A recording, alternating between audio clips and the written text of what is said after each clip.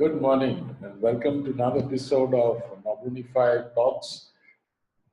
There's been Nabarunified Talks tries to keep it like we try to keep Nabarunified Talks as much as fluff free as possible because there's no dearth of fluff in and around, and let Nabarunified make a difference in the kind of content or the quality of the content that should be given to students to make a mark in this world, right? So, with that effort, let's just dive straight into the topic of today's discussion, which is why content is the name of the game in 2018. So, I'll just share my screen with you so that the kind of topics I'm going to discuss with you is made visible to you. All right. So, this is my screen, and I'll start out with the very basic topic of what kind of ROI is derived if you are doing content marketing. Now, see, content marketing is kind of a activity which you do on the internet, which doesn't give immediate results. That is the first criteria of content marketing. It's something which, if done properly, can give enormous ROI back to your company or your clients or your customers. But the process with which you need to go through in content marketing is a very robust yet strategic move which you have to make. So the first point which I listed out is the ROI over content-led marketing activities can be achieved by a better quality content. Now see, by better quality content, I mean not just 10,000 words, articles, or something of that nature. What I'm trying to say is that adding real value to your content, like something which the users will engage with you, something which the users would love to read, and something which is a cut above the rest. So that is the kind of content which you need to deliver to your users in order to engage them more, for them to come back and try to learn more about your business, your product, and build a relationship there. Now, the second important thing is strategic development. Now, see, content development or content ideation for different times when a customer is in the funnel is different. Like what I'm trying to say is that you have to devise content individually for customers who are or inquiries who are in the different stages of the customer cycle or the funnel which you are building. So for that, it is very necessary you create customer avatars or customer personas or like user personas, whichever name you can call it. But that is of prime importance. People don't try to understand the very necessity of these small practical moves, small practical strategic moves. We try to tell our students a lot of these things at the very base of content strategy classes, but somehow it doesn't appeal to them, and they tend to ignore it. But I would suggest that creating personas or customer avatars is of prime importance, because that gives you an idea about what is the actual pain points or what are the actual areas in which your customer needs help, for which you can serve a better deal with them. That is the kind of thing. Now, content marketing is, if you are doing it without a strategy, because if you are doing it without knowing what to deliver at what point of time to whom, then you are making a gross mistake. This is not the way content strategy is to be done.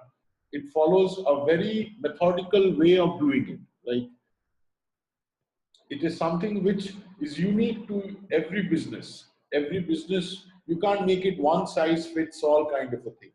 Every business can have a different content strategy which will be unique to the growth of that business. So that requires a lot of time spent on content marketing, like your resources in terms of your funds, your time, your efforts, your team's efforts. So all these things goes on to add to your resources which you're spending on this entire concept or the entire formulation of content marketing.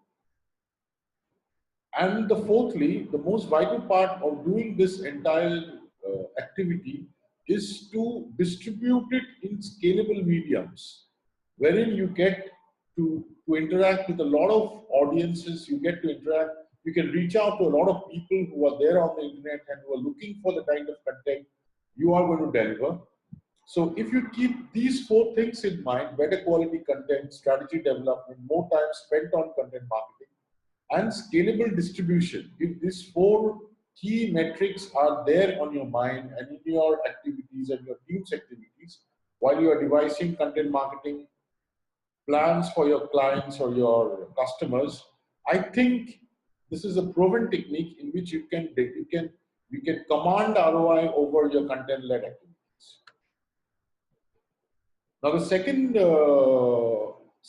kind of a deal which we are going to talk about is that not everybody succeeds in content marketing like the way Neil Patel has succeeded, or like the way CMI tries to give value to the user. So not everybody can reach to that kind of expertise in a very short time. So the best way, if you can understand what I'm trying to say, is that to start off with a very raw state of content marketing strategy. Like, just start off. The important thing is to start off. It's not just how quality you are delivering from the very day one. That is not the prime importance factor. What you need to do is you start out with something raw, something which is very basic, something which is unfinished, and you refine it while you move along. That is the key with which a lot of big companies have succeeded in their efforts to give value to the users, to make themselves a brand. So that point is a very niche point which one has to keep in mind. That you need not start after you're 100% done, and that is not the way you can do it. You should start off when you're like 60, 70, 80% done, and just keep the rest 20% to be refined on the way. So if you follow that path, I think you are in for the success story. Now, another major thing which content marketing does to a business is it helps in communication. It helps in the entire process of a two-way communication between the brand and its audience. And also in this return, it helps to create the branding for the company, for the organization which is actually doing this, who's actually giving the effort to do content marketing. Now, we, the millennials, or the students who are of the millennials group, they have a tendency of being very authentic, being very transparent, and they're driven to give back to the society. They have received whatever they have received, they are motivated and inspired to give back to the society. And this in turn leads to better communication between you and your users, you and your audience. So on the larger perspective, if the mindset has got these qualities of being authentic, transparent, and driven to give back to the society, I think there's a probably greater chance of succeeding with content marketing than in any other channel. Now, quite often we come across things like CSR funds or people, corporates giving, spending money for social activities, or like people going green. I mean, that's a very common cliche word which has come up, is like going green. Now, people, the normal general people, general crowds, general audience, they are getting into the veil, the veil through which that, that kind of desperation is there. People are going green not because they are intending to go green in the true sense. It's just a kind of a cause marketing kind of an exposure. It's not exactly like you are going green for the sake of saving trees and for the sake of making this environment a beautiful place. Of course, there's a huge team of people who are doing this, but this is being misutilized in the terms of cause marketing. Understand the meaning of what I'm trying to say here. And this veil of cause marketing is being exposed. People are no longer believing in corporates who are going in for huge charitable things, or people are finding loopholes in this charitable causes or the kind of showcase good causes which people are trying to, which corporates are trying to do, that is not actually going to solve the issue. So these kind of steps one must be wary of before you are getting into the actual art of content. Saying that, I would suggest the best way for doing content marketing in 2018, after you've actually gone into the depths of following those 4 steps which I mentioned in the beginning of the video, is that you get into you create infographics, because infographic is something which provides a lot of information which is consumable and which delivers a lot of value to the users. Like, people get to understand the flow of your entire concept in terms of a graphical image. So it becomes much more digestible to the users. It becomes much more easier to understand to the users. And I would recommend infographic being the next. I would not recommend infographic being the next. I would recommend students start using, or marketers start using, infographic as a medium of growing their content marketing efforts. And some of the well-known sites where you can get your infographic shared is visually, visual.ly. You can share it in SlideShare, which is of course a PowerPoint sharing portal. But you can also share your infographics in SlideShare.